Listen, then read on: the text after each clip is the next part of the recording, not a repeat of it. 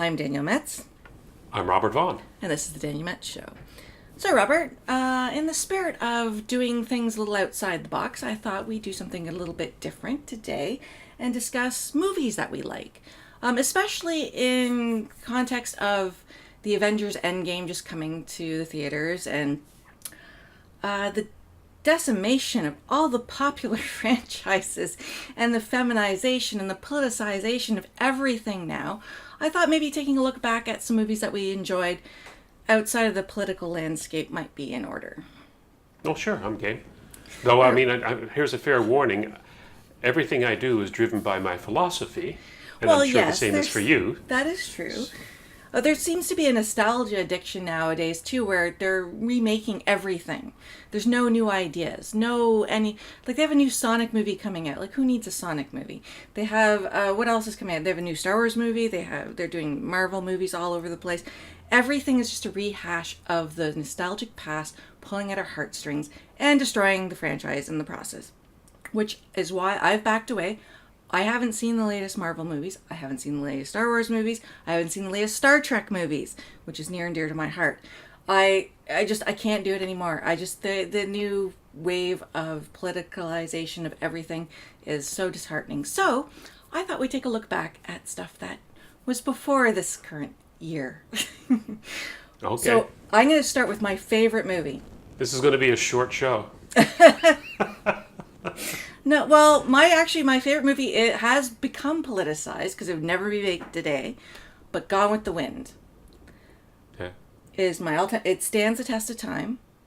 I've watched it anytime it comes on TV. I continue watching it because it is so, the cinematography, the acting, everything is so brilliant. The dialogue, and it is a piece of time in American history, which I find they captured so incredibly well that I love that movie. And it was actually also, my mom always loved that movie too, so there might be a bit of nostalgia for me, I guess I can confess, than watching it with my mom when I was a little kid. Well, I read the book just maybe 2 years ago. How was it? I've never read it. Phenomenal. Really? Phenomenal. Yeah. She's basically been hung out to dry because of the whole slavery thing now. Margot Mitchell. Oh, Margot Mitchell, yeah. Yeah. But then again, that's people revisiting history with their lens of today. Current and I year. just dismissed that. I dismissed that. No, it was a brilliant movie, and even by today's standard, my husband doesn't like watching older movies, and I politely asked him to sit down and watch it with me, and he did. And he was taken aback by the quality of the production and the acting and the story. It's a really long, in-depth story that covers generations. It was just such a good story. It's very well done, and it's going to always probably remain at my top. Yes, and I enjoyed it too. Let me see. I've got my drive up here with all my movies on it. Yeah, we're going to be here for a long time, aren't we? It's got 2,300 movies on here. Here's one. I got Forbidden a list of Planet. like 10. Forbidden Planet, yes. Yeah. That's one of my all-time favorites. That is up there with me too. It's that's Leslie Nielsen, isn't it? Leslie Nielsen, yeah. Yep. And Robbie the movie. Robot. I've got a lot of science fiction. A lot of minor science fiction. Even some. I go back and I find the early stuff from the 30s and the 40s and the 50s. The Day the Earth Stood Still. Yeah. That's on my list. Interestingly enough, that was directed by Robert Wise, who did The Sound of Music, The West Side Story, Run Silent, Run Deep, and sadly Star Trek The Motion Picture. Oh, yeah, well. That's one of the 2 Star Trek movies I do not care to rewatch. That and number 5. Number 5, I was just about to say, yeah. Not because Bill Shatner directed it, but that was just a bad story, bad dialogue, badly written. The direction is moot at that point. What does God need with a spaceship? Yeah. Oh, yeah. Cybok. Yeah. Yeah, let's give. That money. Was just ridiculous. Some of my best ones were the Matrix trilogy. The whole, you can see them over and over again. I worked with you when you went to see them. And you came back and said, the first Matrix, and you came back and said that was the greatest thing you'd seen in a long time, the first Matrix. Yeah, the first one, The second two, I'm not too sure on. They kind of went on that God tangent thing where I don't know what they were trying to achieve with that. But the first movie with the stylization and the fighting scenes in that was just brilliant. What did you like about it particularly? What I liked about it was they talked about the things that I like to talk about, and that is things like free will versus determinism. Is this a simulation? Or is this just... is this the real life, or is this just fantasy? Yeah. Those kinds of things.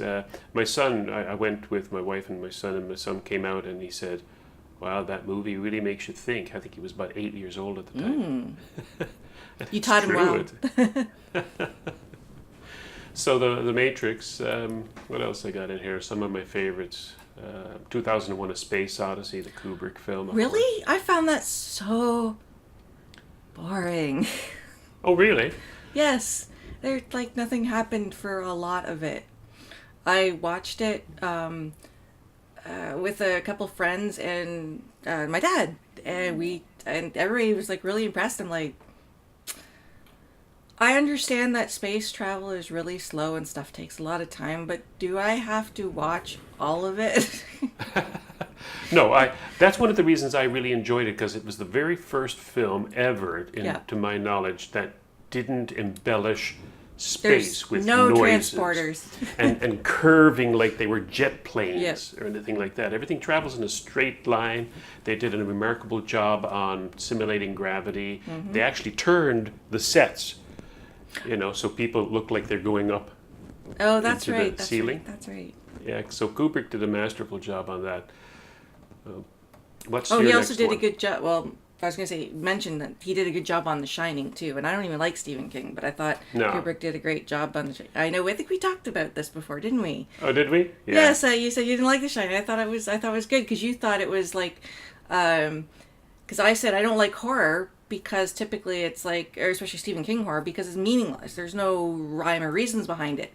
But with The Shining, he was just an alcoholic who went nuts. So there was at least some foundation for his evilness, but then you get into the actual part of The Shining and then it goes off the rails. But some more films I like from the past. The Philadelphia Story is one of my favorites. Anything with Cary Grant pretty much makes the top list. Like Holiday, George Cukor as the director. He also directed Holiday, both with Katharine Hepburn, and Jimmy Stewart, obviously, in Philadelphia Story. I love The Haunting, also directed by Robert Wise, and starring Julie Harris and Claire Bloom and Richard Johnson. That movie, the remake is trash. The original movie is so creepy because it doesn't show anything. The horror is in your mind, which you watch it, you go, well, this doesn't seem really scary. And then you're lying in bed at night, and then you start hearing the pounding on the doors from the movie. And then it's such a creepy film. It's so well done. I have to admit, I have not seen it, and I don't usually watch any horror movies at all. Oh, The Haunting I find them meaningless. Well, yeah, usually they are. This is just a really creepily well done movie, and I don't really like horror either. The level of horror I like, and it's on my list, The Lost Boys by Joel Schumacher with Jason Patric and Kiefer Sutherland back from 1987 when I was a teenager, and I really liked those kind of movies. But that still stays with me. I have the soundtrack, I have posters, because, I was a fan. Well, speaking of the 80s, how about Back to the Future? I love that trilogy as well. I liked so well done. First one and the third one. The second one had too many plot holes for me to really like. Yeah. It was just, they had to get from point A to point C, and B was just kind of seemed to be like filler. But I do like Back to the Future, the original one. And the third one with them being in the Wild West was pretty cool.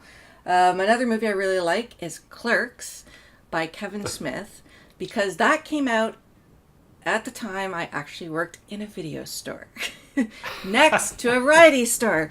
So to me, that is like that was my real life experience. And the customers they have in that movie, and the stupid questions they'd ask, that was my life at that point in time. And it was just a a salve after a hard day at work when I came home. Put that movie on, I went, yes, you get it. You understand what's like being in the real, what's the word I'm looking for? Not real estate. Realtor, not realtor. You'll cut this out.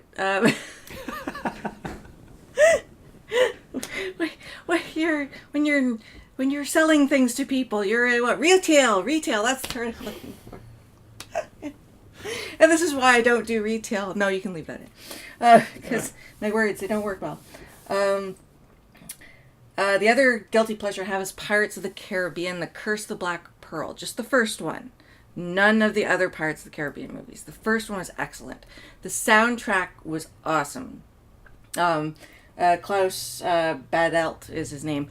It's stupid. It's fun. The fact that they could take a ride from Disney World and make it a movie, I was like, there's no way they could do this. But they did it very well. They kept it clever. They kept it fun. Johnny Depp was hilarious. It was just great. And then they ruined it with all the subsequent sequels, which really is annoying.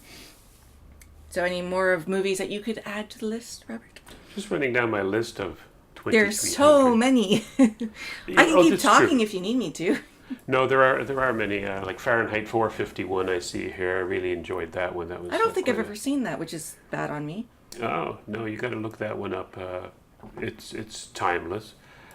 Here's Hidden Fortress, Kurosawa. Oh yes, I've never seen it, but I know of it. If you go to my Twitter channel, RB Vaughn, you can see a screen grab that I took from that movie. It's pretty good. Oh, is that what that's from? Okay. Yeah, black and white.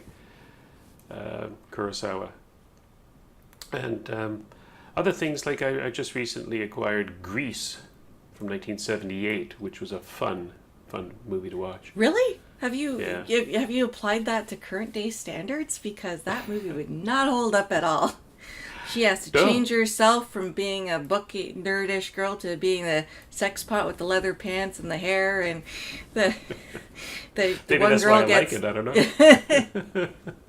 That was Olivia Newton-John, right? And Olivia Newton-John, John Travolta. John Travolta, and then the other girl gets pregnant from her boyfriend, and it's just like sex out of wedlock and all that good stuff from high school.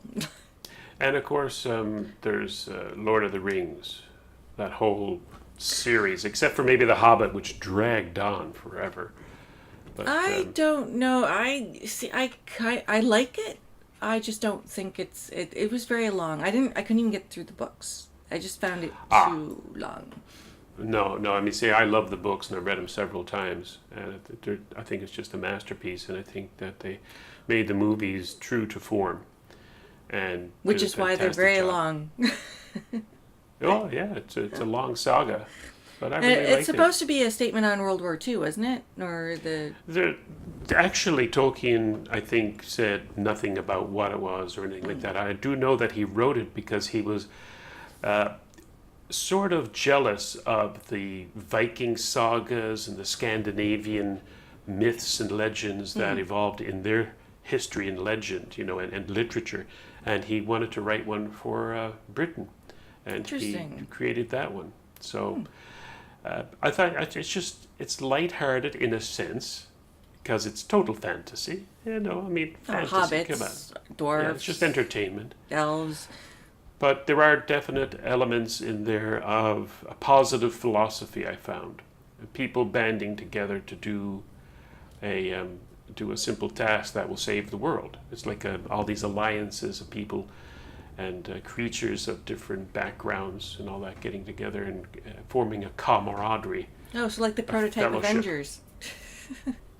I can't really speak to that too much. I don't watch the Avenger thing too much. I only watched I watched the first couple of Avengers movies and the first Thor movie, first Captain America movie, and then I just went, okay, I'm bored. Superheroes can keep my attention to a certain point, and they were. I like the first Avengers movie a lot. I like the first Iron Man movie a lot, mostly because Iron Man, Robert Downey Jr.'s character, when, all the superheroes always keep their identity secret, and at the very end of the movie he's holding a press conference, and he goes, well, yeah, this Iron Man, I am Iron Man, and he announces it, and he owns it, and I thought, I like that. That's good. I like that kind of mindset. And Iron Man is I did a very see that. interesting character. And he's a very did see interesting that character because he's not a superhero in the sense of he has superpowers. He's just smart and rich. So that works.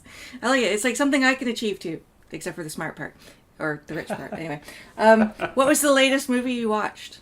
Because I had to try to think of what mine was, and I couldn't remember. Well, we just watched the last Star Wars movie they made. It's pretty forgettable. Well, obviously, because you don't remember it. Yeah, I can't remember it, and we only watched it a couple of weeks ago. But I tell you what, the Orville, just their last episode, it was very Star Wars-like, and that was better than the Star Wars movie. The Orville, by the way, is a masterpiece. Yeah, I have to catch up on television. That. Yeah. That's what I tend to do now is I watch TV shows more than movies. But I did actually break down and watch a movie recently. It's called The Death of Stalin with Steve Buscemi and who's the other person in it? Jeffrey Tambor. The fact that this was made in Hollywood today, I don't think they understand the concept of irony because of how they depicted the USSR at that time and what happens. And there's this one scene where they're going down the road and just shooting people, and then the word comes on high that, oh, we're just not going to do that anymore, and so the next guy on the line gets to live. And it's funny and sad and tragic all at the same time, and yet this is the politics that they're promoting in Hollywood. And do they not understand irony? They're showing how evil and satirical and just random the whole thing is, while they're, socialist rah rah rah. Because Alexandria Ocasio-Cortez has her own movie on Netflix. So, and they're talking about her socialist policies, and it's like a 2-hour movie about her and 2 other girls who were running for Congress at the same time. Yeah. And I say girls because they haven't grown up yet. They don't know what they speak. So it just, Hollywood has a very weird penchant. The guy who wrote it was Armando Iannucci, who also directed it. He's apparently from Glasgow, Scotland. Yeah. Father was Italian, mother was Scottish, hence the name. And I don't know him from anything else, but he wrote this. But from Italy, maybe he got a taste of, Stalinism. It sounds pretty grim to me. I don't know. I can't really watch too much. Steve Buscemi was great. I love Steve Buscemi. Oh yeah, and he was just. I don't know if it was a parody or an actual reenactment. It was just on the line. It was very well done. I highly recommend it. Yeah. Something that I like a lot is Miyazaki films. Hiro Miyazaki is an animator. Yeah. You'd know that from our business. Yes. My Neighbor Totoro. Oh, that is so cute. Yeah, and all of the ones that he's done, and even the ones that his son has done are remarkable.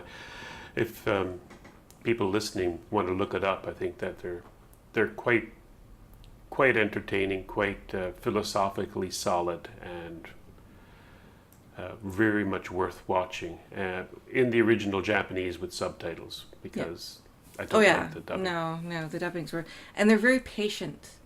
It's like the story is very patient. It's not slam bam Saturday morning cartoon stuff.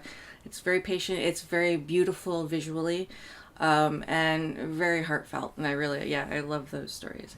And funny too. For example, the Tanuki Wars. Remember the Tanukis, which are like raccoons in Japan? Oh yes. They have their scrotums have magical powers. Well, that was a movie about the intrusion of cities into the wild, but it was done so well, because that's a big problem, of course, or a big issue in Japan. Yeah, they have very limited land resources. So yeah. Yeah. So I would recommend any Miyazaki film. I highly recommend them as well. Any other movies? Did I mention The Hunt for Red October? I love that movie. Which one? The Hunt for Red October. Oh, Sean Connery. Yes, and Alec Baldwin when he was actually a decent actor. No, I love that movie. I'm not sure why. I read the book by Tom Clancy. It was the boringest read I've ever read in my entire life, but because I love the movie so much, I forced myself through it because he was so technical. Because he apparently was in the industry, so he knew all the technical terms. But the movie itself is, I love it. It makes me, you know why? It reminds me of Wrath of Khan when they're in the nebula at the end and they're having the 3D chess game where they're floating up and down. The same thing with the subs, right? They have 3 dimensions that they can work with. So it's very much a strategy of war, which I really enjoy. Yeah. Another one would be most of the Sherlock Holmes. Now, this isn't a movie per se, but the Jeremy Brett Sherlock Holmes I've watched over and over. Oh, I love over those again. They're masterpieces. They're just I so wonderfully and I done. like the Benedict Cumberbatch ones too, but they're completely different animals. Yes, they are, but still very good. Yeah, and I don't like the movies with Robert Downey Jr. Oh, don't you? No. Yeah, there's some things about them that sort of irksome, like when he's thinking about all the moves he's going to make to attack his opponent. A little over the top. Yeah, but other than that, I like Robert Downey. Like Robert Downey Jr. I like Jude Law, and it's less cerebral, more just frenetic. I think that's the problem. Where I like the cerebral thing, and because that's what Sherlock Holmes is. He's about solving the puzzles, not about beating people up and stuff like that. Although he can if he has to, which is always made clear. Here's one out of left field. The Dindrum, 1979. It's about I believe a little boy, I've Oscar. seen it, but I don't remember it. Oh, this little boy, he has a tin drum. Obviously. Given to him for his birthday. And the Nazis are starting to do what Nazis do, and he just stops growing. In rebellion to the Nazis. It's a little silly in that respect, of course, but it's in German and a very interesting film. Interesting. Well worth watching, yeah. I'll have to check it out again. Hey, I can get it off you. Of course you can borrow it off me. I was going to say, hey, you should be just doing a checklist. Okay, give this to Danielle, give this to Danielle. Yeah. And, I don't know. Tons of movies.